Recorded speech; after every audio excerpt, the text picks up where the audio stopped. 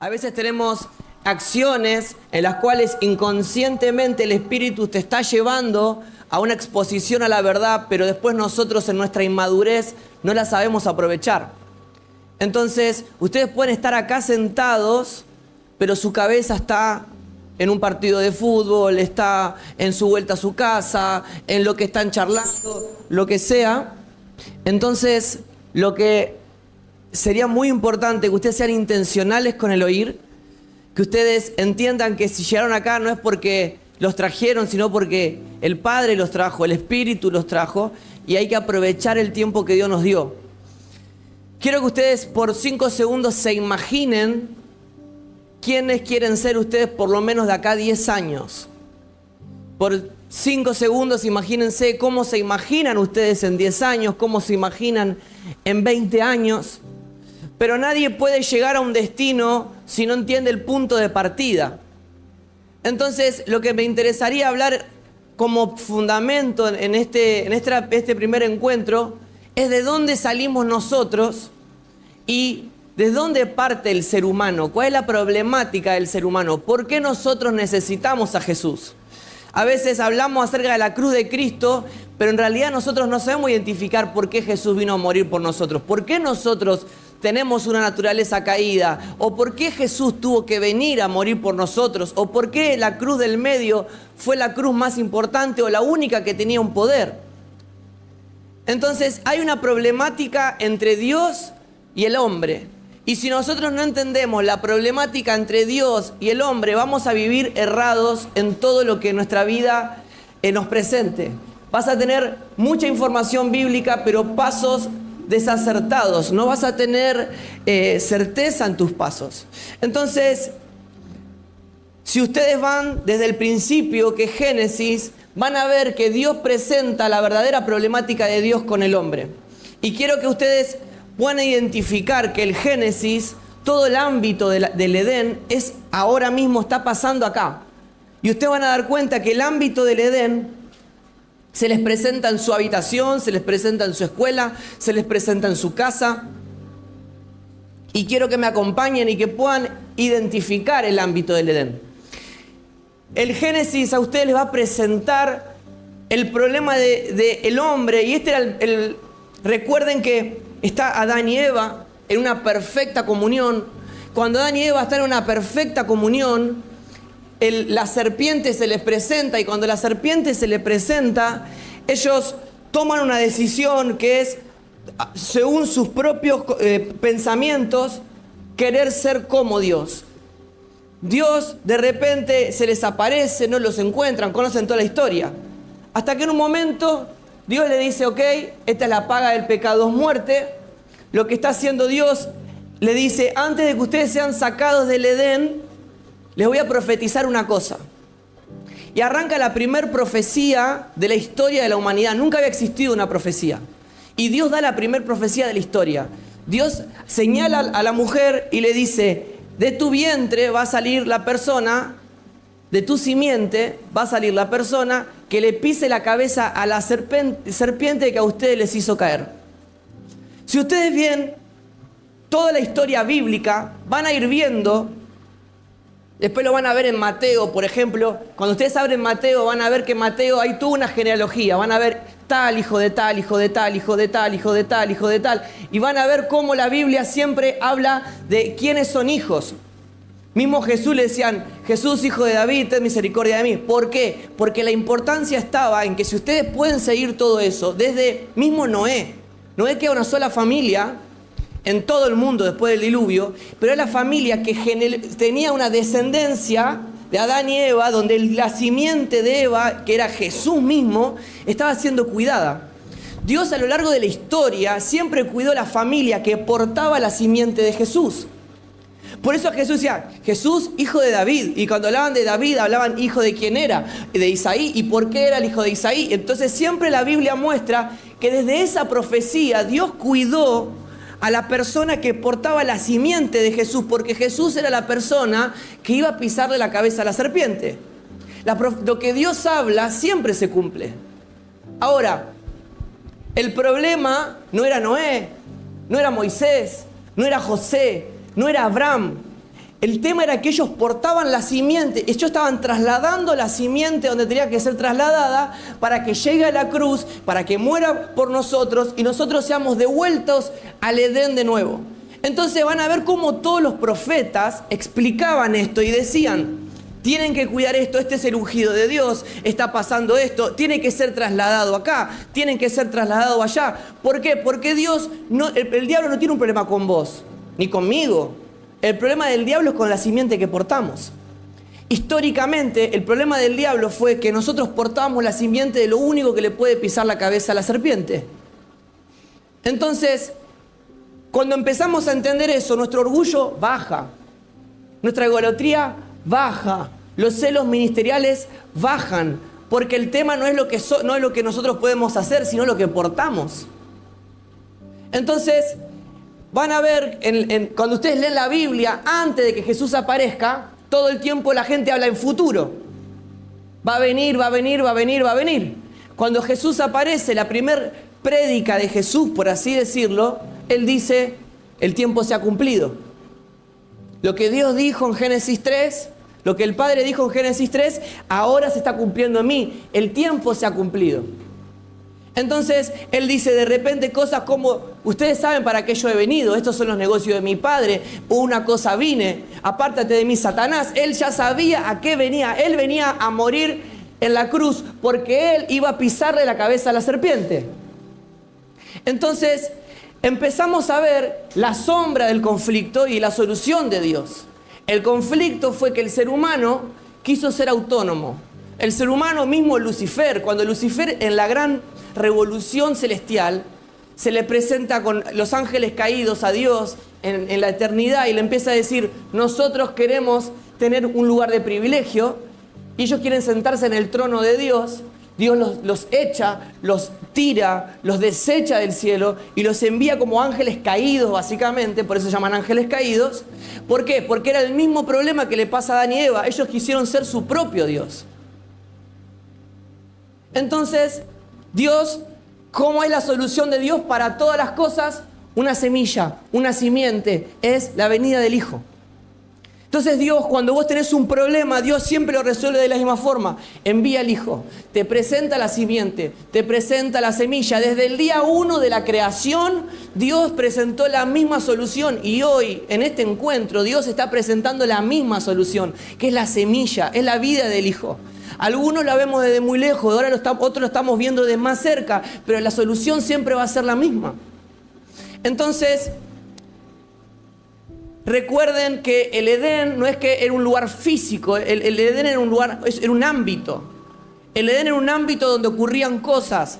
Entonces, el hombre habitaba en Dios en una perfecta comunión, y antes de que el hombre caiga, recuerden, dice que el hombre era fructífero. El hombre tenía comunión con Dios perfecta y el hombre ejercía dominio. Ustedes van a ver que supuestamente ven como Adán le ponía nombre a los pájaros, le ponía nombre a los leones, le ponía nombre a cualquier tipo de animal, dice a los peces mismos. Ellos ejercían un dominio, ellos podían nombrar, ellos le daban naturaleza, le daban carácter. Ellos dicen que el Edén era un ambiente tan fructífero que ellos no necesitaban trabajarlo. Por eso, luego de la caída, Dios le dice: con el sudor de tu frente vas a comer. Ahora vos vas a tener que esperar la cosecha y esperar que llueva, esperar que pase esto y remover la tierra, porque ahora es con el sudor de tu frente, pero antes era fructífero. Entonces, nosotros podemos ver cómo en la naturaleza adámica uno quiere hacer cosas para llegar a Dios o quiere hacer cosas para agradar a Dios y solamente se cansa y nunca puede, y con el sudor de la frente quiere agradar a Dios, quiere dar fruto y no puede. Pero cuando uno está en Cristo, cuando está en una perfecta comunión, no hace falta nada porque los méritos son los de Cristo y nosotros nos atrapamos en eso. Pero ya vamos a llegar a ese punto. El problema del hombre es que cuando el hombre peca y come de la fruta, del fruto prohibido, el gran problema no es comer manzana ni nada de eso. El gran problema es que el hombre se queda sin dimensión celestial. ¿Nunca les pasó a ustedes que de repente viven como que si Dios no existiera? De repente viven sin una conciencia, sin un filtro. Ustedes viven como si nadie estuviera dentro de ustedes, como si nadie hubiese muerto por ustedes. Bueno, si ustedes pueden identificar que en algún momento de su vida les ocurrió, eso es lo que le empezó a pasar a Adán y Eva. Ellos se desorientaron espiritualmente. Ellos vivían en una comunión perfecta con Dios, pero de repente no la tenían más. Entonces ellos se desorientan, ellos empiezan a ser gobernados por el alma. ¿Qué es ser gobernados por el alma? Ellos empiezan a ser gobernados por lo que sienten. Ellos empiezan a ser gobernados por lo que piensan. ¿Viste que a veces ustedes van o no van a la reunión porque tienen ganas o no tienen ganas? Bueno, eso mismo le pasó a Adán y Eva. Ellos empezaron a ser gobernados por lo que tenían ganas y lo que no tenían ganas. Ellos empezaron a decir, yo discierno tal cosa por lo que pienso o por lo que me pasó. Entonces ellos eran todo lo que... Por eso, cuando Dios les dice, va a venir la simiente, va a venir Jesús, todo lo que hace Dios es externo en ese momento. Van a ver que a partir de esos siglos, Dios se le presentaba al pueblo de Israel en forma de fuego. ¿Por qué? Ellos entraban en shock. Emocionalmente no podían creer que había un fuego. De repente abría el mar.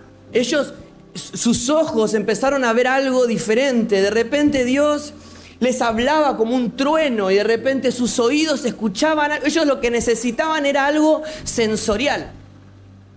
Pero cuando Jesús aparece y nos vuelve a ingresar en todo lo que es la dimensión celestial, en todo lo que es en el nuevo hombre, empieza a hablar desde adentro y ya no necesitas sentir, porque ahora conoces. Ahora de repente se puede sentir y está espectacular, pero si no sentís, ahora conoces. Si no estás sintiendo, tenés una certeza de todas formas adentro de lo que Dios ha hablado. De repente ya no estás atado a avanzar en la vida porque llores o no llores en una reunión. O porque te tiren o no te tiren cuando te oran. O lo que sea que ocurra. Ya no estás atado a lo externo, sino que estás atado a un absoluto de Dios, que es lo que Dios habló en tu interior y te dejó un ancla, una verdad anclada que es eterna. Entonces ya no puede venir nadie de afuera, ni nada de afuera, y que pueda hacer temblar lo que Dios hizo en vos. Pero volvemos a Adán y Eva. Ellos de repente pierden la dimensión. Ellos empiezan a vivir gobernados por lo que sentían. Entonces ellos comen del conocimiento propio del bien y del mal. Entonces ellos inauguran la primera vez que un ser humano se siente condenado. La condenación no existía. Por eso después Pablo dice, ya no hay condenación para los que están en Cristo Jesús, pero en Adán sí, ellos se sienten condenados, por ende se escapan y se esconden de Dios. Por eso mucho cuando nosotros estamos en ambientes de verdad y estamos viendo cómo el Espíritu está hablando, está afirmando y nos sentimos menos dignos, eso es un espíritu adámico. Si algo te esconde del cuerpo, si algo te esconde de la verdad, si algo te esconde de Dios, eso es un espíritu adámico, eso no es vergüenza, es un espíritu adámico. Porque Adán y Eva, el primer punto es, se sienten condenados, se escondieron. Entonces ellos dejaron de tener comunión con Dios, sino que ahora empezaron a escaparse de Dios. Todas sus decisiones eran para escaparse de Dios. Entonces ellos se percibían con limitaciones.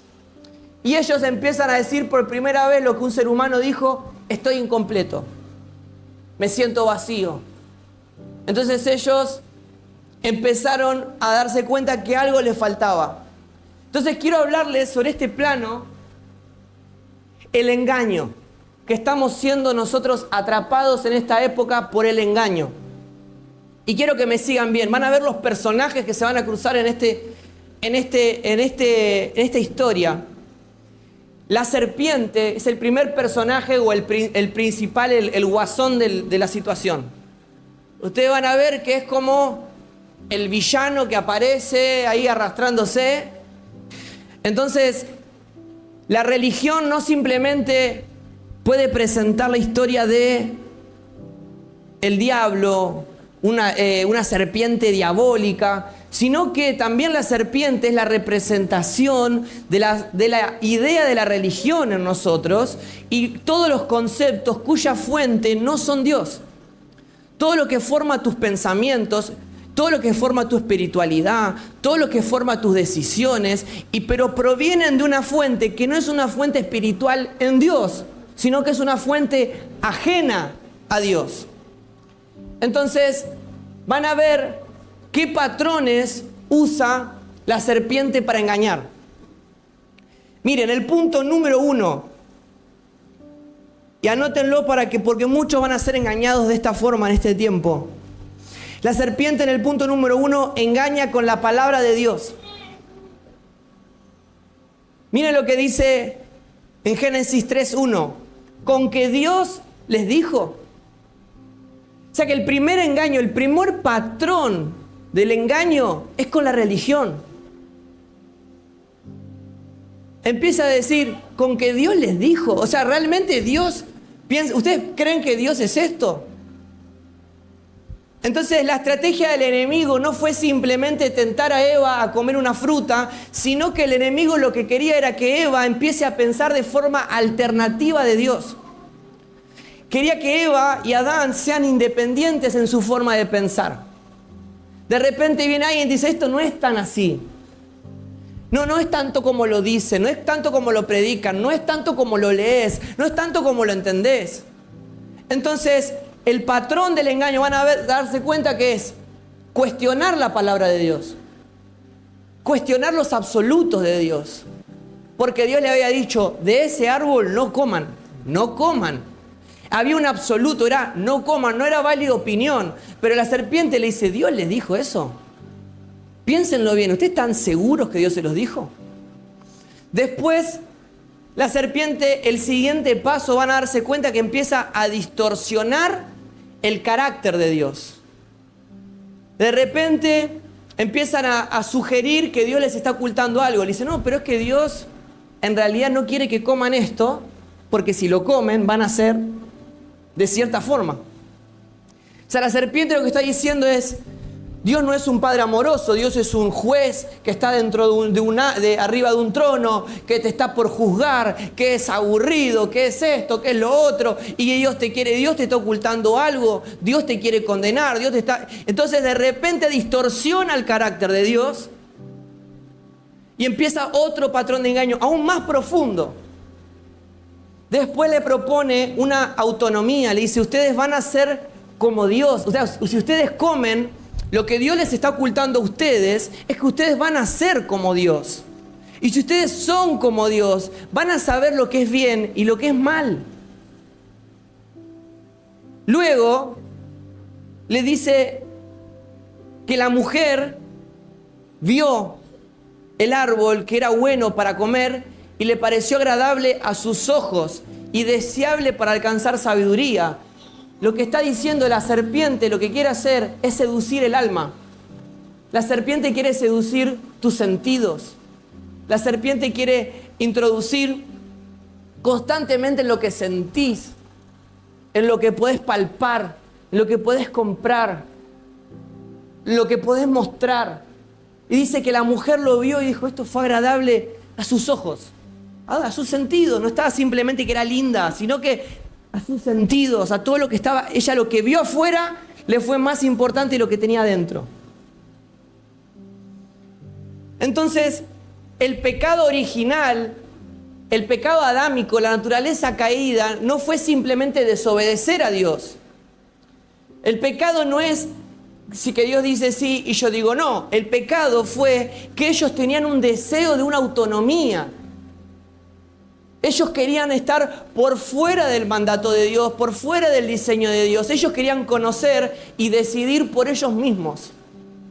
Ellos querían tener una vida sin Dios como fuente. Después, miren lo que es el engaño. La serpiente le decía, no morirán. No morirán. Claro, ellos comen y no se murieron físicamente, pero se murieron espiritualmente. Ellos, de repente, en su interior se había muerto el espíritu. Ellos, de repente, fueron sacados. O sea, el espíritu ya no estuvo en ellos. Por eso ellos empezaron a escuchar a Dios por los oídos.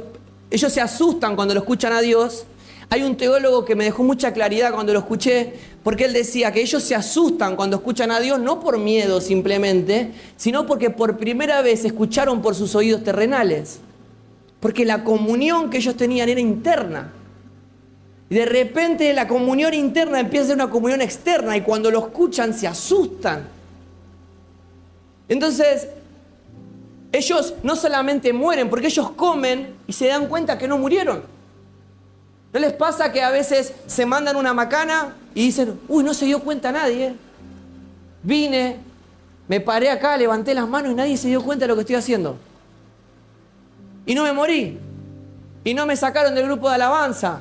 Y mis papás no me retaron. Y mi pareja no me dejó. Y entonces, al otro día voy y como de vuelta y nadie se da cuenta, porque físicamente no me morí, físicamente nadie se enojó conmigo. Pero internamente, ¿qué estás haciendo? Estás matando todo lo que Dios depositó en vos. Internamente estás apagando todo lo que Dios encendió. Internamente está habiendo una opresión en esta medida de verdad en la cual inconscientemente te estás enfriando. Y muchos dicen, ¿qué me pasó? De repente yo estaba súper encendido, ahora estoy súper frío. ¿Por qué? Porque estás comiendo del fruto y estás diciendo, nadie se da cuenta. Si yo no me morí. Entonces, el siguiente patrón le está diciendo, miren, si ustedes comen, se van a avivar, se le van a abrir los ojos. Y dice las Escrituras que a ellos se le abrieron los ojos, pero terrenales. Pero los ojos espirituales se les cerraron. Ellos dejaron de ver a Dios como espíritu. Y de repente ustedes van a ver, si ustedes pueden estudiar, y esto es algo interesante, si ustedes pueden estudiar las cartas apostólicas, todo lo que son los apóstoles, cómo oran. Siempre, las oraciones casi siempre son al principio de cada capítulo de las cartas apostólicas. Todos, más que nada Pablo, pero la mayoría de los apóstoles nombran que se abran los ojos de nuestro entendimiento. Otros hablan acerca de los ojos del entendimiento, del pleno conocimiento. Vas a ver que todo el tiempo habla de que se abran los sentidos espirituales, que se abran los ojos espirituales, porque en Adán heredamos un sentido cerrado al espíritu. En Adán heredamos una ceguera espiritual, en Adán heredamos una sordera espiritual. Entonces Pablo está diciendo, Padre, lo que he heredado en Adán, que es que se hayan cerrado mis ojos espirituales, quiero que el Espíritu las abra hoy para tener un pleno conocimiento y verte con claridad. Por eso nuestras oraciones tienen que ser entendiendo el engaño que se nos está aplicando. A veces nosotros decimos, Padre, dame un trabajo nuevo, Padre, dámelo.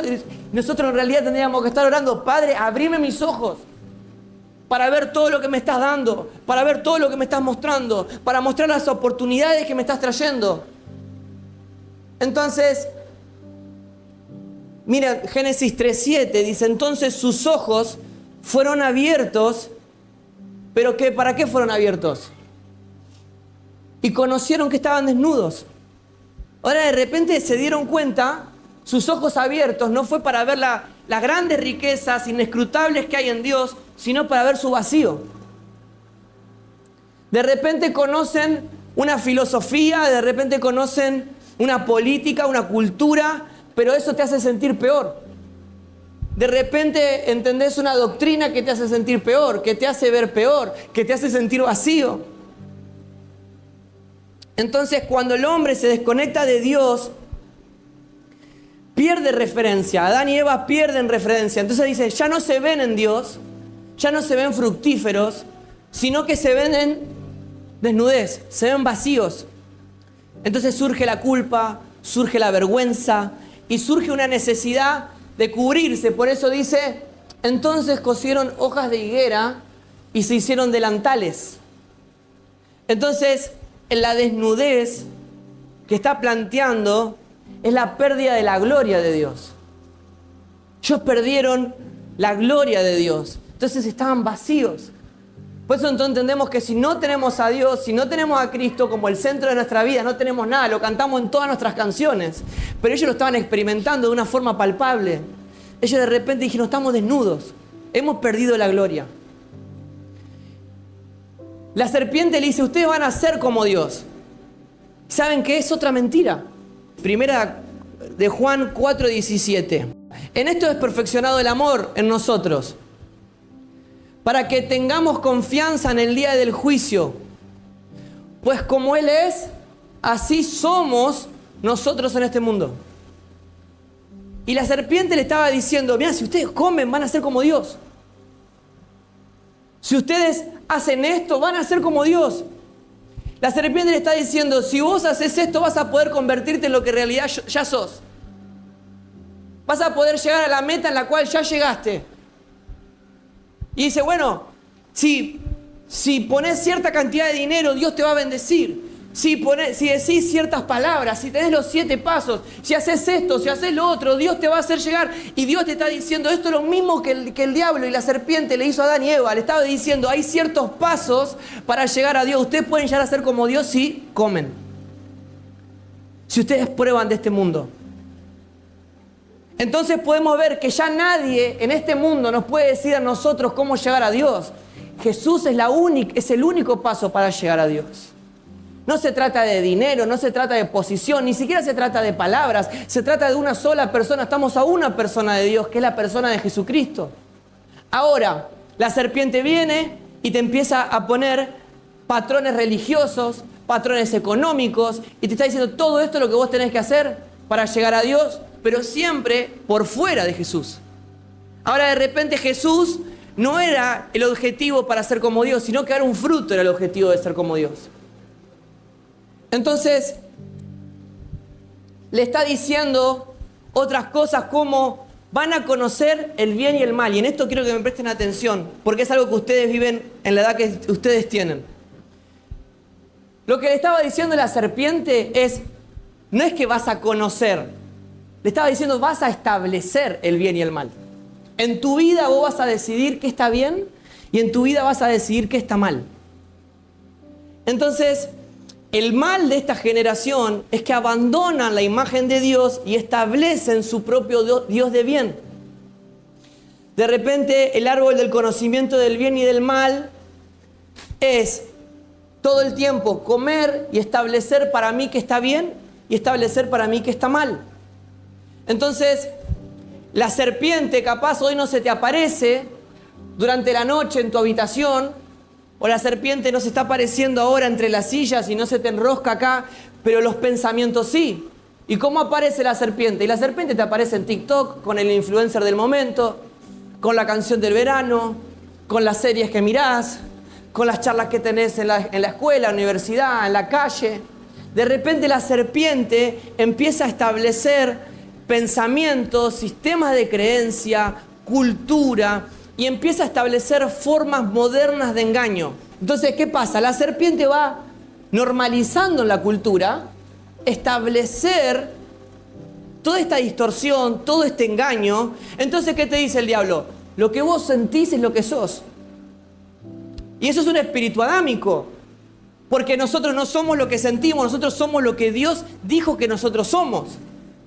Pero entonces si nosotros no somos libres de este engaño, porque lo único que puede hacernos libres de este engaño es la persona que le puede pisar la cabeza a la serpiente, y si vos puedes definir tu propia verdad, por ejemplo, ¿qué es verdad para vos? ¿Qué es mentira para mí? Nunca entraron en esas discusiones. Bueno, esa es tu verdad, esa es tu opinión. El mundo está el árbol del conocimiento del bien y del mal. La gente come y establece bajo sus propios intereses qué está bien y qué está mal. Por eso es tan importante nosotros no ver qué pensamos o qué sentimos de lo que Dios está diciendo, sino lo que Dios estableció. Dios es un Dios que se dio a conocer las Escrituras, Dios se presentó, dejó los diseños, dejó los planos. Nosotros no podemos deducir bajo nuestros propios intereses qué es lo que Dios quiere o no quiere, porque es lo mismo que la serpiente nos vino a plantear. La serpiente está diciendo, ustedes decidan qué está bien y qué está mal. Por eso existen tantas denominaciones. Por eso existen tantas divisiones. Muchos de ustedes deben venir de familias que vienen de una iglesia, que vienen de otra iglesia, que vienen de otra iglesia, y siempre se van de una iglesia porque se dividen. Pero se divide cuando la gente come del árbol del bien y del mal. Entonces, Pablo habla acerca de esto. Pablo dice, en los últimos días les va a pasar algo. Dice, se van a levantar fortalezas mentales. ¿Vieron que ustedes, muchos de estar batallando con la ansiedad, con el sobrepensar, Porque la batalla está acá. La batalla está en la mente. Y Pablo está diciendo, en los últimos tiempos, la batalla va a ser en las fortalezas mentales. Después lo llama como altiveces que se levantan. Pero ¿saben en contra qué se levantan? Contra lo mismo que ocurrió en Génesis 3, contra el conocimiento de Cristo. Todo el conocimiento en contra que se levanta es para que la vida del Hijo que está dentro no nazca. Todo el Antiguo Testamento es intentando matar la familia que portaba la simiente. Entonces, miren, esto ocurre, lo van a encontrar bien en 2 Corintios 10:4, léanlo en su casa o anótenselo, pero habla de esto, de altiveces, pensamientos que se levantan siempre en contra del conocimiento de Cristo. Dice, son patrones heredados del Edén, son instalados en tu mente. Van a ver que Efesios 4:23 dice, sean renovados en el espíritu de su mente y se vistan del nuevo hombre, en el cual hay semejanza de Dios y ha sido creado en la justicia y en la santidad de Dios. Y es muy interesante porque dice, vístanse del nuevo hombre. Ustedes saben que cuando Adán y Eva pecan, se sienten desnudos y ellos ahí ven que cosen ropa. Pero Dios no les permitió irse con eso. Dios lo que hizo fue mató un animal y los vistió con el animal. Y esa figura es tremenda porque después Pablo dice, ahora ustedes desvístanse del viejo hombre, porque eso fue algo provisorio, y vístanse con el nuevo hombre que es Cristo. O sea, lo que está diciendo, Dios proveyó un sacrificio para cubrirte de tu desnudez. Dios proveyó un sacrificio que fue el cordero inmolado para cubrirte de esta desnudez. Y Pablo está diciendo, si ustedes se quieren renovar en su mente, si quieren renovar en su forma de pensar, en el espíritu de su mente, lo que tienen que hacer es entender que el cordero fue crucificado y eso es lo que los viste, eso es lo que los cubre, eso es su necesidad, eso es su bien, su entendimiento. Entonces van a ver que empieza a distorsionar el Edén. Básicamente no es más dos personas desnudas que comieron algo que no tenían que comer. De repente es nuestra historia. Miren, acá van a ver cómo el engaño inicial distorsiona la sexualidad. Ustedes van a ver acá cómo las diferentes clases de sexualidad que hoy el ser humano quiere instalar empiezan a aparecer ahí. Miren, dice, la serpiente era más astuta que cualquiera de los animales del campo. Entonces, bueno, arranca y empieza a decir con qué ha dicho Dios, no comerán de él. Entonces la serpiente le empieza a ofrecer eternidad, una eternidad por fuera de Dios. ¿Qué significa? Si ustedes se están dando cuenta, ahí comienzan todas las religiones. Ustedes empiezan a ver que en ese instante todas las religiones que nosotros comencemos a ver, porque dice las escrituras, si ustedes ven, por ejemplo, todas las religiones arrancan con un ángel que baja y le dice, mirá, reescribí esto. Los mormones, un ángel que bajó y le dijo, reescribí esta Biblia, ya no sirve, ahora Dios me dijo que te diga, es esto ahora. ¿Ok? ¿Qué es? Sabiduría. Es una serpiente que le viene a mostrar una sabiduría mejor que la que estaba ahí. De repente van a ver cómo todos los iluminados de todas las religiones hinduistas, asiáticas, son todas figuras que se les aparecen a ellos durante lo largo de la historia y les presentan un nuevo fruto. Y acá está diciendo que la serpiente les presenta un tipo de sabiduría, que esa sabiduría los llevaría a una eternidad para ser como Dios. Entonces están viendo ustedes que la religión que no es centrada en Cristo es presentada por la serpiente desde el día 1. Desde el día 1. Ustedes van a ver que todas las religiones que se encuentran en la humanidad son una copia barata, distorsionada de lo que Dios diseñó. Entonces, ellos, y acá es donde yo quería recalcar esto, empiezan a tomar la palabra de Dios y relativizarla, y de repente ellos dicen, Dios los mira y le dice, ¿y a ustedes quién les hizo saber que ustedes estaban desnudos? ¿Quién les hizo a ustedes saber que estaban desnudos? O sea, ¿ustedes cómo perciben que eso es una desnudez mala? Ellos empiezan a decir, ok, esta forma de sexualidad, esta distorsión, esta desnudez, no es buena. Y Dios le dice, pero ¿ustedes quién les enseñó? Y es impresionante porque ¿quién te enseñó? Y acá vemos cómo el primer engaño ya empieza a afectar la sexualidad de la humanidad. Porque es información de otra fuente que no es Dios. Y de repente nosotros podemos ver que puede haber acá en este lugar mucha gente que está peleando con la homosexualidad, que está peleando con una adicción a la pornografía, que está peleando con promiscuidad. Gente que no se puede cuidar, gente que no puede realmente avanzar y tiene pensamientos que lo están carcomiendo. No sos un problema, el problema está en el engaño inicial. Y Dios te quiere llevar a un lugar que es antes de ese engaño. Es posible poder volver a antes de ese engaño. Cuando nosotros entendemos el sacrificio de la cruz te lleva a antes de ese engaño. No importa cuántos años hayas pasado en este engaño, Dios te puede llevar al principio. Pero la pregunta es, ¿quién te enseñó? Y ahora pueden empezar a recapitular. Y acerca de sexualidad, creo que la pornografía les enseñó más a los chicos que congregan que la misma congregación. Las series que miramos, la mayoría de las personas ven una sexualidad en la cual no es la diseñada por Dios. Entonces la pregunta es, ¿quién te enseñó acerca de si estabas desnudo o no estabas desnudo? ¿Netflix? ¿O te enseñó Dios? Porque hay dos padres, está el padre del engaño y está el padre de la verdad. ¿Quién es tu padre? Mismo a Jesús, cuando David viene y vence a Goliat, la gente preguntaba, ¿quién es el padre? A Jesús le decían, hijo de quién sos. ¿Por qué? Porque siempre todas las actitudes que tenés demuestran tu paternidad. Ahora, cuando vos ves áreas de tu vida con tanta distorsión y con tanto engaño, la pregunta es, ¿quién me enseñó a vivir así?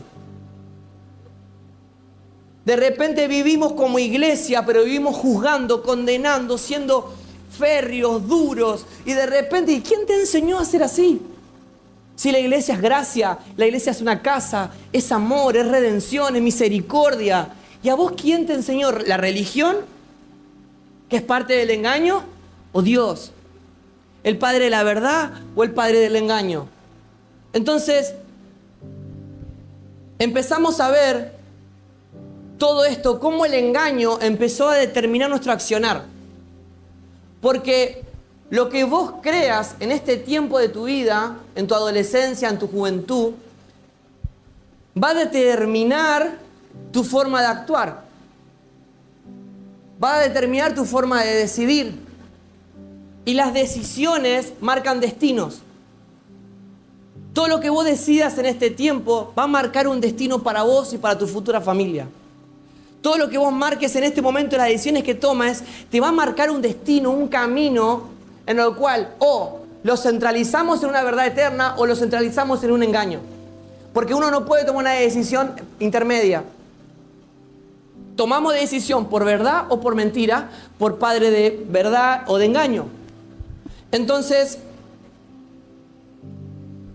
nosotros podemos ver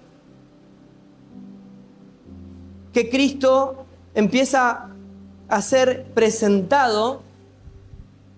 ¿Qué tenemos? Adán y Eva son los engañados. Tenemos el árbol del conocimiento del bien y del mal. Tenemos a la serpiente dando vueltas por ahí. Tenemos a Dios como el supremo. Pero de repente hay otro árbol que es el árbol de la vida. Y el árbol de la vida, en Génesis 2:9 van a ver que dice: y Jehová Dios hizo nacer de la tierra todo árbol delicioso a la vista y bueno para comer. Y también el árbol de la vida estaba en medio del huerto y el árbol de la ciencia del bien y del mal. ¿Qué está diciendo? Que en el medio del huerto estaba el árbol de la vida. Pero podemos ver desde la simple vista de, ok, nos quedamos con una historia que pasó hace muchos años, o realmente queremos ver lo que Dios quiso mostrar. Recuerden que Edén, el Génesis mejor dicho, fue escrito por Moisés. Y el Edén, Moisés, Dios se lo revela en el monte y Dios le dice: vos escribí esto que te estoy mostrando porque esto es el diseño de la humanidad. Entonces Moisés hace un gráfico de lo que está ocurriendo. Entonces, si Moisés está haciendo, Dios le muestra en un gráfico a Moisés, nosotros tenemos que entender que hay principios en ese gráfico que Dios le muestra a Moisés que no son nada más que una historia bíblica para enseñarle a los nenes en la escuelita dominical. Hay algo más profundo. Entonces dice las Escrituras que el árbol de la vida estaba en el medio. El árbol de la vida, van a ver que es Jesús. Que Jesús siempre está presentado, pero cuando las Escrituras dicen estaba en el medio, no estaba exactamente en el punto central del Edén, sino que estaba en todos lados. Bueno, a donde Adán y Eva iban, se presentaba el árbol de la vida. Estaba en el medio, dice las Escrituras. ¿Y por qué llegó a esta conclusión? Van a ver en Apocalipsis 22:2, que dice, en el medio de la calle de la ciudad. Esto es al final, ¿eh? Génesis es el principio, Apocalipsis 22 es el final de todo. Le dice, y en el medio de la calle de la ciudad, a un lado y al otro lado del río, que estaba el árbol de la vida. Entonces podemos ver que el árbol de la vida no estaba simplemente en un punto cardinal del Edén, sino que estaba en todos lados. Porque o Juan estaba borracho y veía doble y veía el árbol en todos lados, o realmente el árbol estaba en todos lados. Entonces, la vida del hombre empieza, la historia humana empieza con Cristo en el medio. Como Cristo como el centro de todas las cosas, y terminará como Cristo como el centro de todas las cosas. Entonces, en el medio de la iglesia, la ciudad de Dios, la Nueva Jerusalén, y van a ver que Dios puso a Cristo como el medio de la historia, el árbol de la vida. Dice, en el principio era el verbo, y el verbo estaba con Dios, y el verbo era Dios. De repente se van a dar cuenta que está diciendo, Dios, Cristo está en todo. Está en el medio de todo. En lo que era, lo que es, lo que ha de venir, de repente está en el medio de todo. Van a ver que es la película, la historia con más películas es la de Jesús. La historia con más canciones es la de Jesús. La historia más contada es la de Jesús. La historia está dividida al medio entre antes y después de Cristo. Ustedes van a ver que siempre el árbol de la vida está en el medio. Apocalipsis 22 dice, y el árbol de la vida tenía hojas, que esas hojas son medicina para las naciones. Dice, en los últimos tiempos, estos son hojas que son sanidad de las naciones. Son medicina para las naciones. Cuando uno empieza a ver el fruto del árbol de vida, cuando empieza a ver a Cristo como el centro de las cosas, todo lo que lo rodea, todo lo que nace de Él, es sanidad para vos y los que te rodean, es sanidad para vos y tu ciudad, es sanidad para vos y las naciones santas. Es sanidad. Entonces dice, un árbol produce muerte, un árbol produce engaño, pero este produce fruto y hojas de sanidad para las naciones, produce vida. Entonces, ¿qué está diciendo? Nadie puede volver al paraíso, nadie puede volver al Edén si no come de este árbol, del que estaba en el medio, del que estaba diseñado como el centro de todas las cosas. Porque en Él, por Él y para Él fueron creadas todas las cosas. Dice, pero la única forma de volver es empezar a comer de ese árbol. Empezar a comer de este pan de vida. Empezar a tomar de esta fuente de agua viva. De repente es entender que cuando lo probamos a Él, ya es probar y verlo, es probar y entender que estamos volviendo al origen, antes del engaño. Esto es importante porque si ustedes entienden el Evangelio no como una historia por contar y como una filosofía para su familia, pero la empiezan a entender como su historia y como un fundamento, realmente, aunque venga una pandemia, no nos podamos congregar nunca más en nuestra historia, ustedes no se van a mover. Porque van a entender que ustedes estaban ahí. Porque la historia de Jesús es nuestra historia. Antes nuestra historia era Adán. Nosotros éramos los que estábamos comiendo del fruto del conocimiento del bien y del mal. Nosotros somos los que abandonamos la imagen. Nosotros somos los que hemos traicionado, los que nos hemos escondido. Pero gracias a que Dios ha enviado a su Hijo, nosotros ahora estamos introducidos en la otra historia. En la historia de redención. Entonces van a ver que Eva, ya que estamos profundizando todo, vamos a profundizar todo. Eva no era una más de la historia. Eva no es... Vieron que a veces Eva es como media golpeada, que es como la insulsa que comió lo que no tenía que comer y todo, le echamos la culpa y decimos, por Eva tengo que laburar, tengo que luchar contra el pecado. Es como, yo antes decía, yo cuando llegue al cielo voy a retar a Eva, a Pedro por negarlo, ¿viste? Pero uno se da cuenta que Pedro sos vos, que has negado a Jesús muchas más veces que 3. Pero Eva en realidad es una representación del alma. Vayan, el alma son la mente, las emociones y las voluntades. ¿Por qué les digo esto? Miren, y con esto terminamos. 2 Corintios 11:3.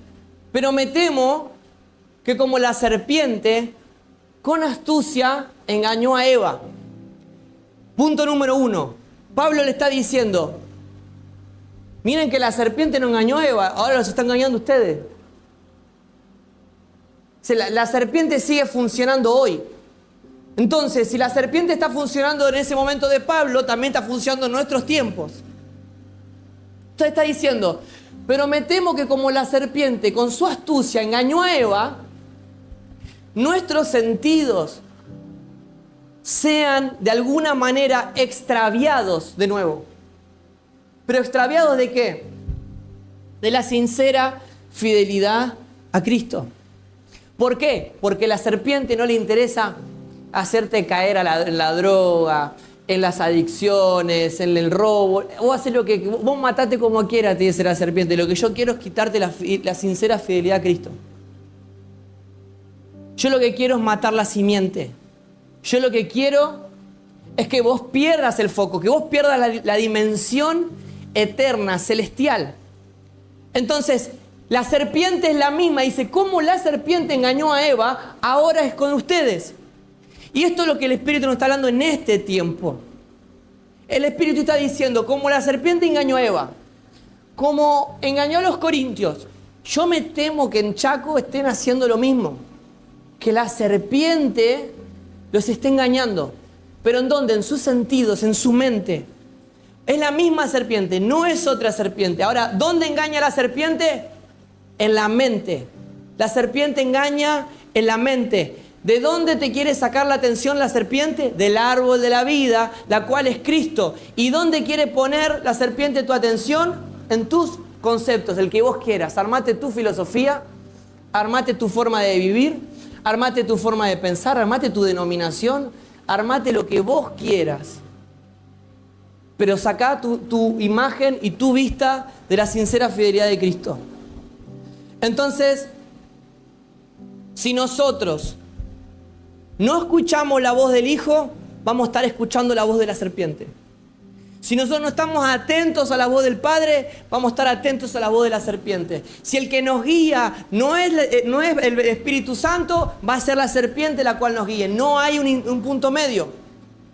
Entonces, si el centro de lo que te ocurre en tu vida es lo que vos querés, si el centro de lo que pasa en tu vida es lo que a vos te gusta, es porque la serpiente te sigue trayendo todos los días lo mismo que le trajo a Eva.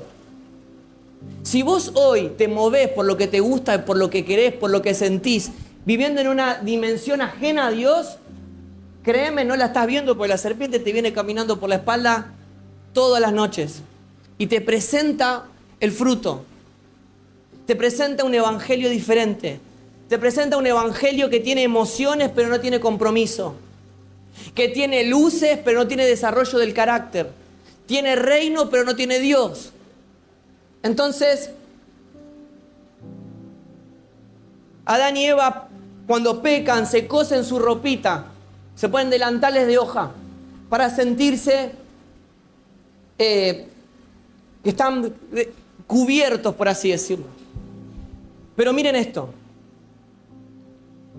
Nicodemo aparece de noche. ¿Qué significa? No quería que nadie lo vea y estaba con vergüenza.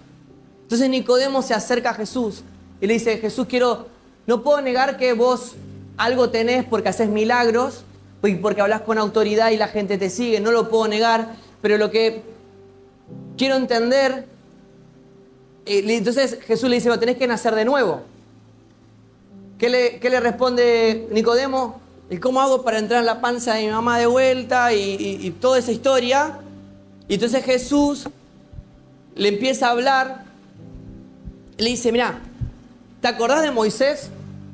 ¿Se acuerdan esa parte de la conversación? Él le dice, ¿vos te acordás de Moisés? ¿Saben lo que había pasado? Moisés saca al pueblo de Israel a un lugar en el desierto donde estaba lleno de serpientes. Miren cómo todo apunta al mismo lugar. Lleno de serpientes. Y dice que las serpientes empezaron a picar a todos y la gente se empezaba a morir. Entonces va Moisés al monte y le dice a Dios, Dios, hay unas serpientes que están picando al pueblo y se me están muriendo, ¿qué hago? Entonces Dios le dice, levantá este palo de bronce y cuando vos lo levantes, decí que la gente lo mire. Cuando el pueblo lo mire, va a ser sano. El que lo mire va a ser sano de la picadura de la serpiente. Entonces le dice a Nicodemo, bueno, de la misma forma, cuando el Hijo del Hombre sea levantado, todos serán atraídos a Él. Todos serán sanos de la picadura de la serpiente. Entonces, si hoy estamos experimentando cierto engaño en nuestra vida, porque todos hemos sido engañados, la manera de comenzar este día es poder tirar nuestros delantales que hemos creado en nuestros vacíos, con tal de agradar a Dios, y poder ver la cruz de Cristo levantándose. Para que todo aquel que quiera ver a Cristo y el que pueda ver la cruz de Cristo como el tesoro de gran precio, sea sano del engaño. Y entre en un proceso de sanidad, porque en el espíritu ya fue sano, pero va a empezar a experimentar el día a día tomando su cruz, la sanidad del Hijo. La sanidad es como la palabra, dice, la palabra nos limpia. La palabra nos va limpiando, nos va ordenando. Es como vos te bañás todos los días en tu casa, así te tenés que bañar todos los días con la palabra, te tenés que bañar con verdad.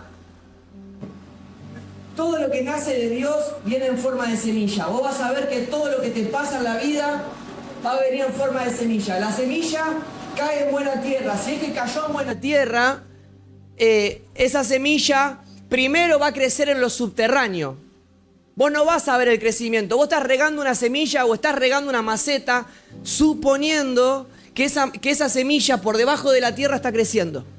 Hay una fe. Estamos plantando plantitas y hay una fe de que el agua está cayendo de la forma correcta, que la raíz de esa semilla se está rompiendo y está creciendo. Entonces a veces uno tiene un impacto con el Señor, pero no lo puede ver en lo inmediato a veces. Y se empieza a asustar. ¿Pero por qué? El problema es que nosotros no lo vemos al Evangelio en forma de semilla. Entonces nosotros queremos que Dios nos resuelva los problemas, pero Dios todo lo envió en forma de semilla. Jesús fue enviado al interior de María. Jesús fue enviado como un niño que tuvo que ser partido, porque Él cuando nace, nació con una causa que era morir en la cruz. Él era una semilla que fue enviada de Dios, que esa semilla fue plantada, esa semilla fue partida y esa semilla luego dio fruto para que todos nosotros comamos. Entonces vamos entendiendo que Jesús, siendo un niño, hemos visto hoy a la mañana cuántas generaciones y cuántos siglos pasaron para este momento, que es que Jesús nazca. Cuando Jesús nace, el mundo no tenía lugar para Él. El mundo no tenía lugar para Él. Es más, los políticos de la época, con las suposiciones de las profecías mesiánicas que se empezaron a dar, empezaron a matar a los niños. Y esto pasaba muy seguido. Ellos cada tanto se levantaban, porque Jesús no fue el único Mesías que se había levantado entre ellos. Había muchos que se habían intentado levantar como Mesías. Y cada vez que parecía que se venía la ola fuerte, mandaban a matar a todos los niños, todos los bebés. Ustedes van a poder ver situaciones como Moisés, van a poder ver a lo largo de toda la historia cómo muchos bebés son asesinados, son entregados, pero la cuestión siempre fue la simiente, la batalla siempre fue la simiente. Por eso un ángel baja 2 veces. Imagínense esto. El ángel baja y le dice a María, María, estás embarazada del Espíritu de Dios. María fue y le dijo a su novio, estoy embarazada, pero del Espíritu de Dios. Imagínense que su novia le dice, estoy embarazada del Espíritu de Dios. ¿Qué dirían ustedes? No le creía a José. José obviamente no le creía. Él en el amor dice que fue... Las escrituras cuando lo describen a José, es una historia increíble, pero José habla de un respeto, de una honra hacia María, porque él no la confronta a ella, pero en su interior sí, pero no en su exterior. Por eso baja un ángel y le dice: José, lo que te dijo María es verdad. El ángel le viene a confirmar. Pero al tiempo, imagínense esto: María, adolescente embarazada, sin estar casada. Esto era una tortura que le iba a perseguir durante toda la vida, no solamente a ella, sino a Jesús. A Jesús le decían: hijo de quién sos vos. Cuando le decían hijo de quién sos vos, no era porque, contanos qué grande es tu papá. No, era un chiste interno que tenían entre ellos, porque a Jesús lo trataban como una persona que nunca se supo quién era el padre, o como algo raro pasó por ahí. Entonces ellos a Jesús todo el tiempo lo trataban y a María la estigmatizaban por esta situación. Entonces María, José, empiezan a sufrir risas, calumnias, insultos. Era una cosa terrible lo que ellos estaban viviendo, hasta que en un momento los representantes de la época políticos dicen: vamos a matar a todos los niños. Baja un ángel y dice: corran, porque va a venir una matanza de niños. Entonces ellos agarran lo que tenían, que era sus pocas cosas, y ella tenía literal, hoy nosotros portamos a Jesús acá, pero ella literalmente estaba portando la vida del hijo. Nosotros la aportamos de forma espiritual, pero María la estaba aportando de forma literal. Entonces, de repente María tiene un mandato del ángel que es: escápense. ¿Pero por qué se escapan de vuelta? ¿Porque el diablo quería tocar sus pertenencias? No, quería llevarse a un burro que tenían por ahí, a un banquito que había hecho José en la carpintería. No, atentaba contra la vida que portaba, contra la semilla. Siempre la batalla del diablo siempre va a ser contra lo que portás, contra la vida del hijo que portás. No le interesa nada más. No le importa cómo te matás, ni cómo vivís, no le importa si te congregás o si no te congregás. Lo que le importa es que la vida del niño sea quitada. Entonces, María dice: el único filtro que tenemos, le dice el ángel, es que vos tenés que pasar de ciudad en ciudad hasta que la vida que portás deje de correr riesgo. Tiene que dejar de correr riesgo. Entonces ellos iban pasando por lugares y los riesgos empezaban a crecer. Había riesgos que crecían, hasta que llegan a un lugar sucio, a un lugar desprolijo y a un lugar que nadie pondría a nacer a un niño. Pero Dios decidió que su hijo empiece a tener vida en ese lugar. Ese es un reflejo de nuestra vida. Dios, en nuestros delitos y pecados, en la oscuridad total que nosotros vivimos, en nuestra mugre, en su eterna misericordia, Dios envió a su Hijo a morir por nosotros y a habitar en este pesebre mugroso que somos nosotros, pero aparece en forma de bebé, aparece en forma de semilla. Y Jesús empieza a crecer. ¿Se acuerdan que Jesús a los 12 años... de repente dentro del templo lo pierden a Jesús? Ellos lo pierden. Y claro, muchos de nosotros podemos estar dentro de un templo, dentro de un salón, y perdernos a Jesús también. Ellos, estando dentro ahí, se dan cuenta que Jesús no estaba, se desesperan, salen del templo, empiezan a buscarlo por las calles, no lo pueden encontrar hasta que se enteran que Jesús estaba sentado en las mesas de Moisés. Las sillas de Moisés se le decía a los lugares donde se ponían los meros, los eruditos, los que más sabían, se ponían a discutir cosas que los más rasos pero ni casaban. Y Jesús tenía 12 años y estaba sentado en la mesa de Moisés. Y cuando María y José lo van a agarrar, los agarra y les dice: ¿acaso no les dije yo a ustedes que en los negocios de mi padre me es necesario estar?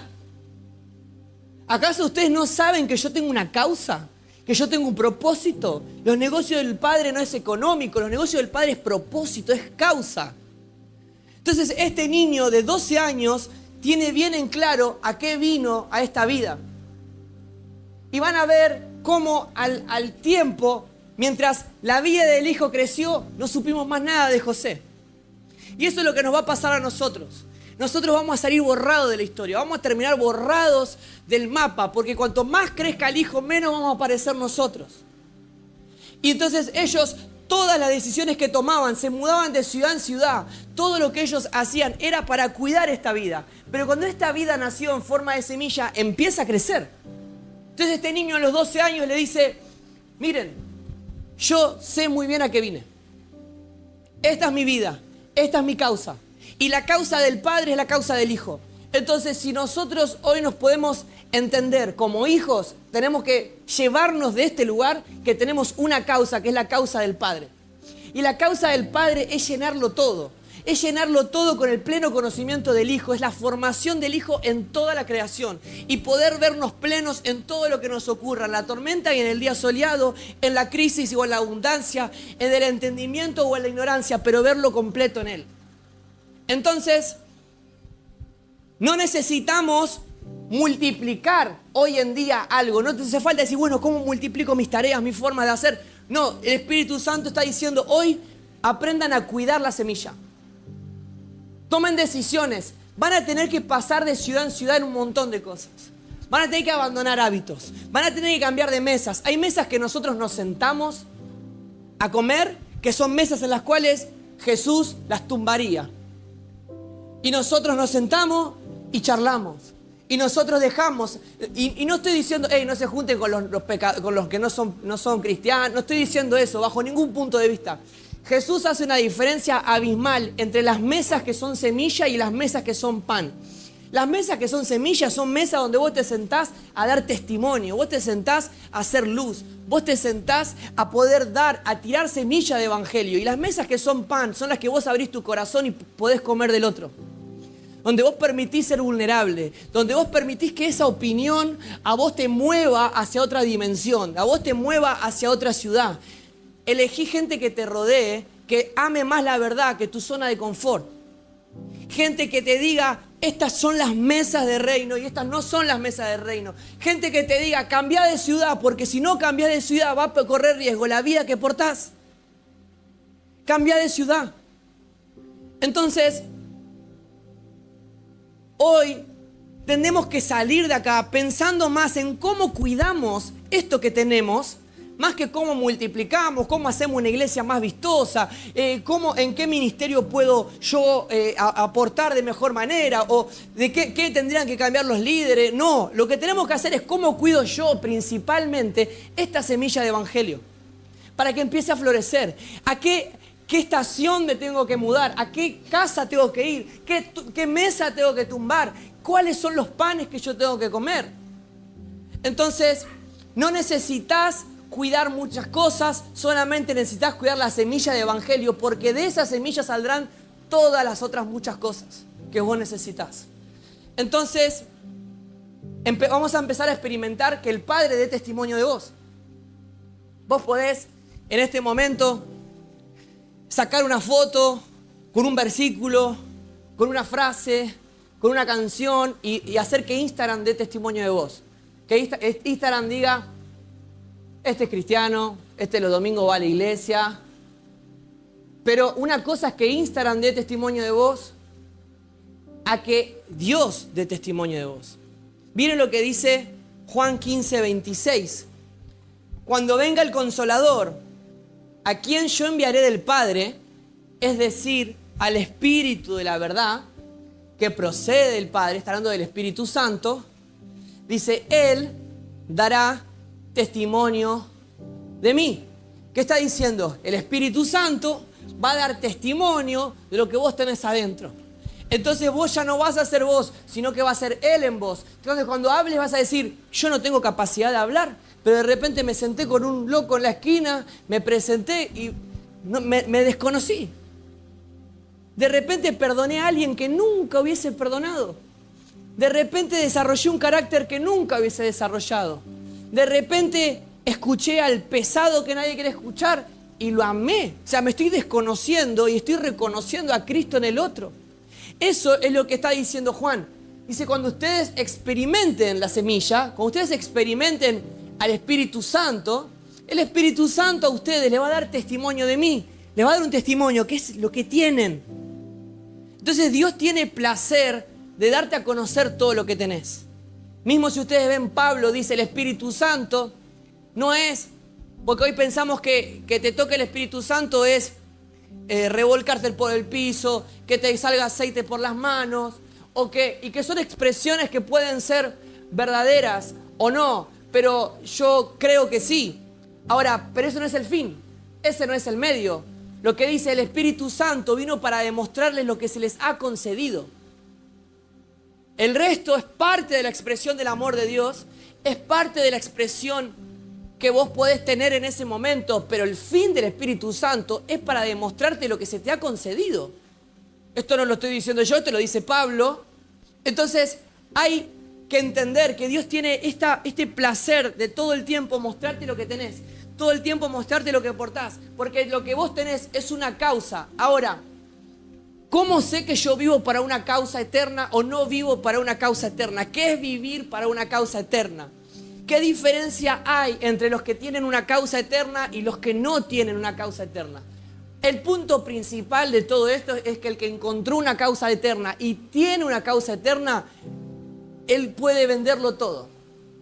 Él lo entrega todo. Dice las Escrituras que el Evangelio se asemeja, esto lo dice Jesús, cuando le preguntan sobre el reino de los cielos. Y él dijo, el reino de los cielos se asemeja a, un campo, que ese campo tiene un tesoro escondido.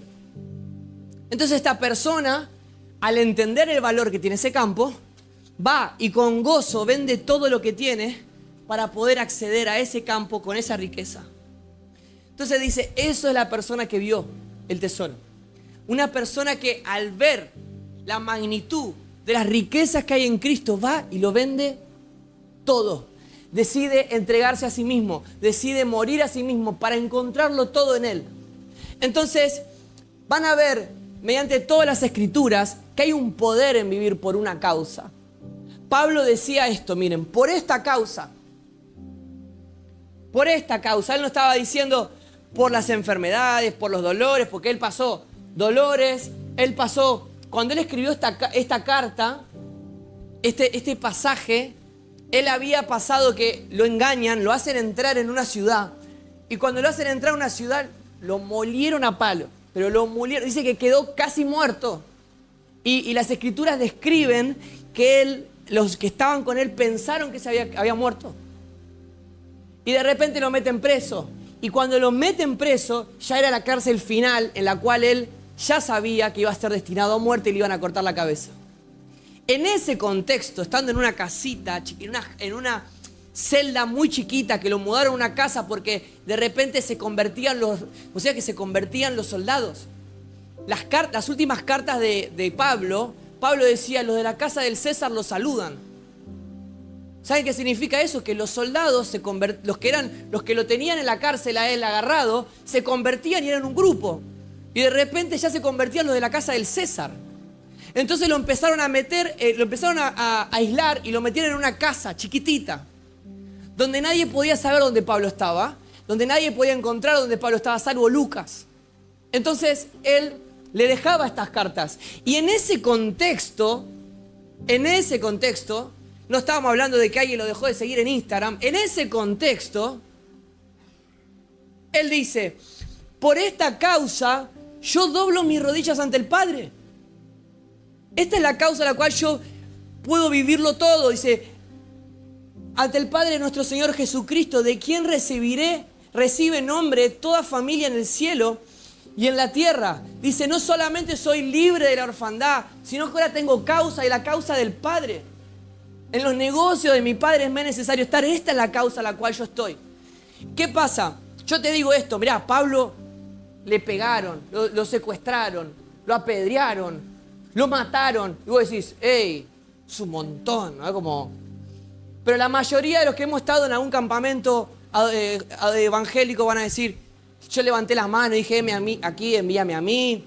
Y todos se imaginan en algún momento yendo a un lugar iraní o algo que te puedan explotar una bomba y si yo estoy dispuesto a no negarlo a Jesús.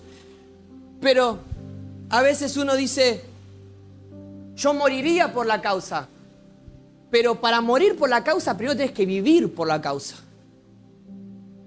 A veces nos imaginamos lo que seríamos en el campo misionero de Palestina, pero no nos imaginamos lo que seríamos en nuestra casa, con nuestros padres, con nuestros hermanos.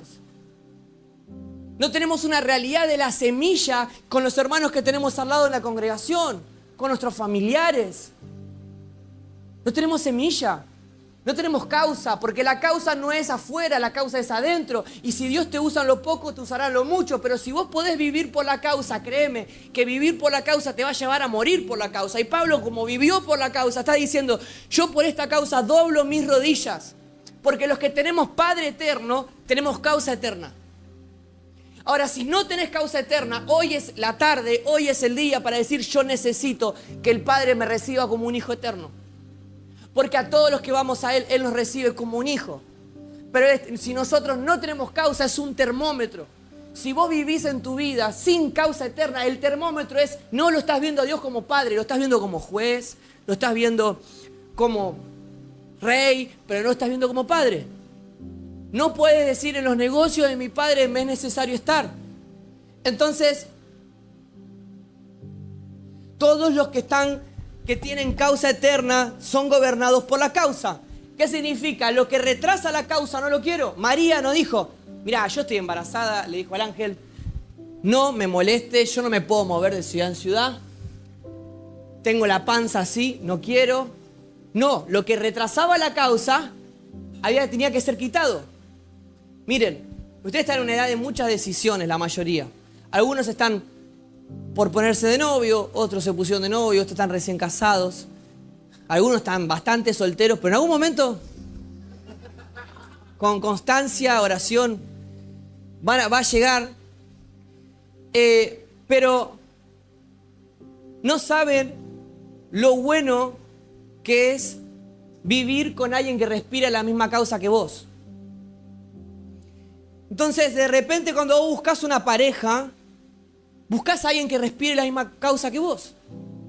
De repente ya no te importa tanto qué música escucha, o qué tipo de películas le gusta ver, o qué tipo, que físicamente como absoluto. Y bueno, mira, el carácter es una porquería, pero es muy linda chica. Entonces, uno empieza a entender que lo principal que uno puede entregar es causa. Respirar causa. Porque de repente cuando vos tenés que entregar tiempo de tu matrimonio y la otra persona no respira la misma causa, te va a decir, te están robando tiempo de matrimonio. Te están lavando la cabeza. Te están haciendo esto. Te están haciendo lo otro. Cuando de repente vos quieras invertir dinero en un hermano que está pasando necesidad, pero esa persona no tiene la misma causa, te va a decir, y no, me parece que cuando de repente vos tengas que amar a alguien que no merece ser amado, esa persona que no respira la misma causa, entonces ahí empiezan los conflictos, ahí empiezan los dolores de cabeza, ahí empiezan las separaciones, los divorcios. De repente en los estudios, si tu estudio, tu proyecto no está encauzado con la causa eterna, ¿cómo vas a hacer para hacerlo convivir? Entonces son años en los cuales vos tenés que pensar, si esto no está alineado con la causa, no lo quiero. Me dolerá un rato, pero no lo quiero. Hay palabras que usás que no están alineados a la causa. Hay tratos que tenés con tu esposo o con tu esposa que no están alineados a la causa. Y yo decir, no quiero algo que no está alineado a la causa. No quiero. Entonces, la causa podríamos decir que es el reflejo de haber conocido al Dios como Padre. Entonces, hay un espíritu de orfandad. Gente que vive sin propósito. Gente que no puede ver a Cristo en todo. Gente que no puede entender la gloria de ser moldeado a esa imagen. Gente que no tiene causa, que no se mueve. Que no tiene pasión. Que no tiene pasión por las almas, pasión por los que se pierden, pasión por los que están siendo formados. Ustedes están rodeados de un montón de chicos. La cantidad de chicos que acá se pueden encontrar. Hay chicos que están pasando por necesidad económica, por necesidad de salud. Hay chicos acá que han sido abusados y son abusados hoy en día. Y ustedes pueden estar pensando en causas ajenas, pero no están viendo lo que el Señor está depositando en el cuerpo como semilla y como causa eterna. De repente no estamos viendo lo que el Señor nos puso hoy, pero estamos pensando en lo que nos quisiéramos que nos ponga mañana. Y si yo no estoy completo y satisfecho con lo que Dios me da hoy, no voy a estar satisfecho con el mañana que estoy deseando que Dios me dé. Entonces estamos todo el tiempo deseando que mañana ocurra algo mejor y Dios te está diciendo, pero vos tenés que estar satisfecho con el hoy que tenés. Entonces, ¿cómo hago para que Cristo sea mi causa? Porque la causa es la respuesta a todas tus acciones. Tus decisiones no es porque la Biblia dice que no, por amor, por edificación, por causa. Cuando de repente pasan cosas que vos tendrías el derecho de hablar, o tendrías el derecho de discutir, o el derecho de reclamar, y no lo haces por amor, por edificación al reino, eso es causa. Cuando decidís moldear tu carácter, eso es causa. Y vos decís, no lo hago no porque no quiera, sino porque Él es la respuesta a todas mis acciones. Cristo es la respuesta a todas mis acciones. Hay algo que es superior. Por eso la causa nos impulsa a actuar. La causa arde y grita. Entonces, hay un momento en las Escrituras que a mí me parece súper interesante. Noé, antes de Noé, ustedes sabían que nunca había llovido. Por eso era lo loco que llueva. Entonces Noé y toda su familia empiezan a recibir una idea del Señor, un diseño de Dios que le está diciendo, va a caer agua del cielo. ¿Ok? Así que Dios le da los planos y dice, hagan un barco. Nunca habían visto. Dice, ok. Entonces dice, hasta cuando terminen el barco, ustedes van a ser formados. Y cuando terminen el barco, van a ver realmente que va a caer agua del cielo. Esa fue la semilla. Fue un plano, fue un diseño, fue un propósito. Entonces, Noé escucha a Dios y ve, chau, va a caer agua del cielo. Uy, y va a ver, yo voy a estar arriba de un arca, de un barco, con mi familia. Y todos estos guachos se van a morir. Viste, era como que la idea estaba como interesante, ¿viste? Podemos vender unos pasajes VIP, ¿viste? Ahí entre las jirafas, las cebras. Algo podríamos hacer. ¿Y qué le pasa a Noé? Dios le da los planos y se terminó. Entonces muchas veces vos te podés confrontar con el consumado es, todo fue pago por Jesucristo y Dios lo hace todo nuevo y que pique, pare, y de repente te vas y tenés que construir el arca. Y no ves humanamente todo lo que Dios te mostró que es glorioso y que entendés que es verdad, pero de repente cuando estás acá no hay nada. Porque es semilla. Había un plano, había un diseño. Esto es semilla. Entonces, imagínense, Noé agarró a toda su familia, le tuvo que convencer a su familia y convence a su familia de que iba a caer agua del cielo. Consigue la madera y empieza. Tac, tac, tac, y empieza. Y venían los vecinos. Che, Noé, es verdad que va a caer agua del cielo. Y la gente no empezaba a bardear, la gente se empezaba a reír. Y él confrontó durante años. Chiste tras chiste, burla tras burla, violencia contra ellos. Dice que mucha gente quería destruirle lo que ellos habían construido mientras ellos dormían. Custodiaban el arca. De repente ellos les robaban las materias primas. Ellos estaban atravesando dolores terribles, pero su causa estaba bien marcada. Entonces, esto es muy importante que lo puedan entender. El arca es una representación de Cristo. El arca es una representación de lo que portamos. Dice, cuando usa la palabra arca, que es el mismo término que usó cuando Moisés es puesto en una canastita, que es para un nuevo comienzo. Entonces, ustedes van a ver que Noé Empezaba a clavar maderita por maderita. Maderita por maderita. Y pasaban los vecinos. Miren lo que dice Primera de Pedro 3:20. Primera de Pedro 3:20 está hablando de estos días.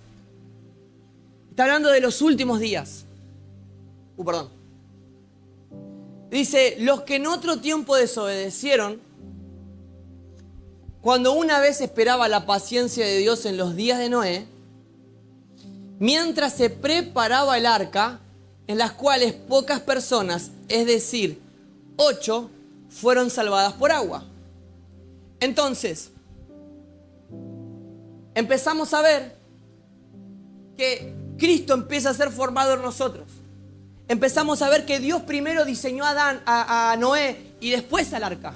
Primero Dios lo que hizo fue formar a Noé, formarlo como persona, formarlo como hombre y de repente darle los diseños del plano y decirle, ahora vamos a construir un arca, ahora vamos a construir una causa, ahora vamos a pasar día a día construyendo el diseño eterno. Entonces lo que Dios está haciendo es formarte a vos en este tiempo como un hombre preservado para este tiempo, para la gracia, para entender el nuevo tiempo que hay en Cristo. Y te está diciendo, yo te estoy dando un evangelio, yo te estoy dando la persona de Jesucristo, pero ahora vas a tener que convertir maderita por maderita. Va a venir gente y se va a reír de vos. Va a venir gente y te va a decir, no tenés proyecto. Va a venir gente y te va a decir, no entiendo lo que estás diciendo, no entiendo tus decisiones, no entiendo por qué pasás tiempo hablando con ciertas personas adentro de una caja o en una plaza o ofreciendo, no sé, tu talento en los instrumentos. No entiendo qué estás haciendo, pero lo que vos estás haciendo es lo que Dios te mandó a hacer. Construir a Cristo en vos, poner madera tras madera. Este arca, que es Cristo. ¿Por qué es Cristo? Porque todo lo que estaba en esa arca podía sobrevivir a la ira del Padre. Dios iba a mandar lluvia en forma de ira y todos los que estaban en esa arca iban a sobrevivir, como todos los que estamos en Cristo hoy sobrevivimos a la ira del Padre. Entonces esto es mucho más profundo. Ahora, el agua puede ahogarte solamente cuando el agua entra dentro del barco. Vos vas a flotar en este tiempo, vas a flotar por encima de mucho mal, de muchos comentarios, de muchas burlas, de muchas distorsiones, de muchos engaños. Pero el problema es que ese engaño entre en vos. Por eso estamos hablando que lo más importante en esta época es poder cuidar la semilla. Es poder cuidar lo que te entra en vos. Poder cuidar qué es engaño y qué es verdad. Poder discernirlo. Entonces, la canasta de Moisés, el arca de Noé, Cristo en nosotros es la representación de un nuevo comienzo. Un comienzo que está por encima. Entonces, gracias a lo que Noé edificó, según los diseños de Dios, cuando la lluvia vino, cuando el juicio vino, ¿qué pasó? Las familias del mundo se salvaron. Las familias del mundo se salvaron. Entonces, ¿qué quiero decirles en este tiempo y en estos días que podemos tener? No hay gloria más grande que salir de los lugares con una semilla de lo que Dios te está depositando. De poder decir, Dios me puso una causa, que es formar a Cristo en mí. Y cuando empiezo a formar a Cristo en mí, empiezo a ver la forma. De repente madera tras madera, tras madera, tras madera, de repente ya empieza a tomar una forma. Primero eran 5 o 6 maderitas. De repente empezamos a ver cómo el arca empieza a crecer, empieza a tener forma. De repente la gente empieza a decir, algo está pasando acá, algo está formándose. Y de repente vemos que el cielo se empieza a poner nublado y cuando la tormenta viene, ese Cristo es el que está por encima de toda situación porque está sentado en lugares celestiales. El mar en las Escrituras representa el sistema de este mundo, el mal de este mundo, y Jesús siempre está flotando por eso, está por encima, por eso Jesús caminó sobre el agua. No me quiero meter ahí, pero hay tantas señales de cómo Jesús daba representaciones categóricas ante el sistema en todas sus señales. Juan no le dice milagros, sino que le dice señales, justamente porque esos milagros eran para determinar todo en contra del sistema, pero eso es otra conversación. Pero él estaba por encima de toda creación, está caminando sobre el agua, que es el sistema de este mundo, el cosmos, el espíritu de este mundo que nos quiere gobernar a través del engaño. Y Jesús dice, yo estoy por encima de esto. Y el que tiene causa, la causa que tiene es ser formado para construir a Cristo. Entonces Dios primero hace a Noé, después hace el arca. Entonces muchos de nosotros, si quieren pasar, los chicos me habían dicho que querían ministrar, si quieren pasar los chicos, hay un momento de las Escrituras en los cuales conocen toda la historia del hijo pródigo, ¿verdad? Para el que no lo conoce, la historia del hijo pródigo, el hijo pródigo está conviviendo con la idea de tomar la herencia. El hijo pródigo lo que quería era dinero. En las Escrituras, en el pueblo de Israel, había una costumbre que se llamaba el bar mitzvah. El bar mitzvah era que a los 30 años, ustedes van a ver Jesús a los 30 años, inicia su ministerio público, ustedes van a ver las bodas de Canaán, van a ver todo ese sistema. Bueno, a los 30 años, en la época hebrea, vos te convertías como en un hombre. Entonces lo que ellos hacían era, el padre delante de todo el pueblo decía, él es un hijo maduro, entonces ya tiene herencia en sus manos y él puede determinar qué hacer con mi dinero. Entonces el hijo pródigo le pide al padre la herencia. Le dice, padre, yo quiero mi herencia, porque el padre ya lo había determinado en sus 30 años. Entonces, lo que va, le dice el padre, dame la herencia que me voy a ir, porque ya me pertenece, vos ya delante del pueblo me dijiste. Entonces el hijo pródigo agarra ese dinero y lo revienta. Ustedes van a ver que el hijo pródigo empieza a pasar por agarrar dinero y gastarlo en mujeres, en derroche, empieza a vivir una vida terrible, hasta que en un momento, si ustedes se acuerdan, él termina comiendo comida de cerdo. Para los judíos el cerdo es inmundo. Imagínense que él estaba comiendo comida de cerdo. Entonces, ¿pero qué pasa? El pecado te deshumaniza. El pecado ni siquiera te permite darte cuenta de que vos estás comiendo comida de cerdo, pero no estás sacrificando el cerdo ni siquiera para hacer un asado. Te hace comer algo en lo cual vos no fuiste diseñado para comer. De repente vos estás deshumanizado. Vos no comés ni siquiera al cerdo, comés comida de cerdo. Y de repente te encontrás comiendo un alimento que ni siquiera está diseñado para vos. Pero te encontrás sumergido en una adicción, te encontrás sumergido en esta naturaleza de pecado, de dolor, en los cuales ya no sabés, pero es como si fuese una repugnancia por uno mismo. Y el hijo pródigo dice que comiendo esta comida, ¿qué le pasó? ¿Se acuerdan? Dice las Escrituras, volvió en sí. ¿Qué significa que volvió en sí? Tomó conciencia. Tomó conciencia. El hijo pródigo no dejó de ser hijo. El hijo pródigo derrochó el dinero. El hijo pródigo perdió muchísimas cosas. El hijo pródigo fue inmaduro, pero no dejó de ser hijo. Dejó de ser consciente. Consciente. Entonces, él de repente vuelve en sí, dice, vuelvo a tomar conciencia. Van a ver que Pablo en Gálatas dice, ustedes insensatos, ¿quién los hechizó? ¿Qué está diciendo? No están siendo conscientes. Van a ver Romanos, Pablo dice, sean conscientes en el tiempo en el cual vivimos. Van a ver Corintios, que habla de la conciencia del cuerpo. Habla todo el tiempo de estar despiertos, de estar conscientes, estar en el hoy, estar presentes en tu posición, en tu identidad. Y él no lo estaba. Y él dice, hey, pará, hay posición y posesión. Él dice, en la casa de mi padre,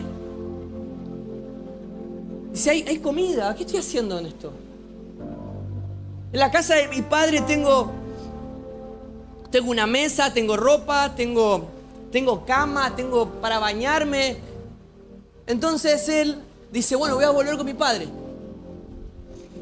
cuando está volviendo con el padre, en esta conciencia, imagínense, ¿nunca les pasó a ustedes que se mandaron un moco y tienen que contarle a sus padres que se mandaron algo y van pensando en el camino que no sé qué me pasó, estaba re loco, papá.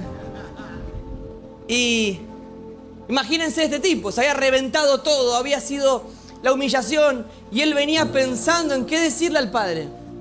Esto las escrituras no lo dicen. Jesús, cuando cuenta esta parábola, no lo especifica, pero sí lo conocemos por la tradición judía. La tradición judía era que el que despreciaba el bar mitzvah y volvía a la casa de sus padres, habiendo reventado todo, tenía que pasar por un túnel de todos los padres de los pueblos, del pueblo, y todos los padres de las casas tenían que apedrearlo. Y si la persona atravesaba las piedras, podía volver a la casa de su padre. Entonces, este hijo empieza a pasar y empieza a ver cómo se empieza a acumular toda la secuencia. ¿Cómo podemos saber esto? Porque dice que el padre lo ve venir y sale corriendo. El padre, cuando lo ve venir, sale corriendo. El padre se va antes de que llegue a su casa para poder abrazarlo, porque las piedras fueron contra el padre y no fueron contra el hijo. Y esta es la misma secuencia que nos pasa a nosotros con la cruz. Nosotros, cuando entendemos que todas esas piedras, por el rechazo de la herencia, por el rechazo de la comunión que teníamos en el Edén, hoy lo hablamos a la mañana, nosotros merecíamos la muerte. Nosotros merecíamos esas piedras, nosotros merecíamos el rechazo, pero el Padre se humilló a sí mismo, se levantó las vestiduras, dice las Escrituras. Él se humilló a sí mismo, hasta lo sumo, y envió a su Hijo a morir por nosotros. Y todos los clavos, todos los golpes hacia la cruz, los tropiezos, todo lo que Jesús vivió era para nosotros, era ese pasillo de piedras para volver a la herencia que nosotros mismos habíamos desechado. Entonces, cuando el padre lo abraza, el hijo lo mira al padre y le dice, ya no le dice dame. Antes le ha dicho dame mi herencia. ¿Saben lo que le dice ahora? Padre, haceme como uno de tus jornaleros. En el original dice, Padre, formame como uno de tus jornaleros. Ya de repente no le pedía al padre, dame un auto para llevar los chicos después a la reunión de jóvenes, los puedo llevar, dame una 4x4 grande para poder llevar a los chicos después. O dame una linda casa, o dame esto, dame lo otro, dame paz. No, el maduro, el que ya experimentó y entendió el valor de la herencia, no pide más que Dios le dé cosas, ya entendió que Dios le dio todo. Y lo que le está pidiendo es, Padre, formá a Cristo en mí. Empieza a depositar una causa. Padre, formame a la imagen. Padre, formame a través de tu Hijo, porque tu Hijo es el que puso a atravesar esas piedras y pudo llegar a la casa del Padre y me hizo sentar en lugares. Y dice las Escrituras que le ponen una túnica nueva, le ponen anillos nuevos, lo bañan, matan al becerro gordo, hacen una fiesta y festejan, disfrutan. Tenés al hermano más grande que de lejos escuchaba la fiesta, el gozo, y él se ponía celoso, se enojó porque el hermano tenía una fiesta habiéndolo perdido todo. Pero ¿saben qué? Él capaz no se fue de su casa, pero estando siempre adentro también lo había perdido todo. Porque él dijo, si vos me lo hubieses pedido también hubieses tenido una fiesta. Si vos te hubieses dado cuenta de todo lo que tenés, hubieses vivido porque todo te pertenece. Pero aún estando adentro, te lo perdiste.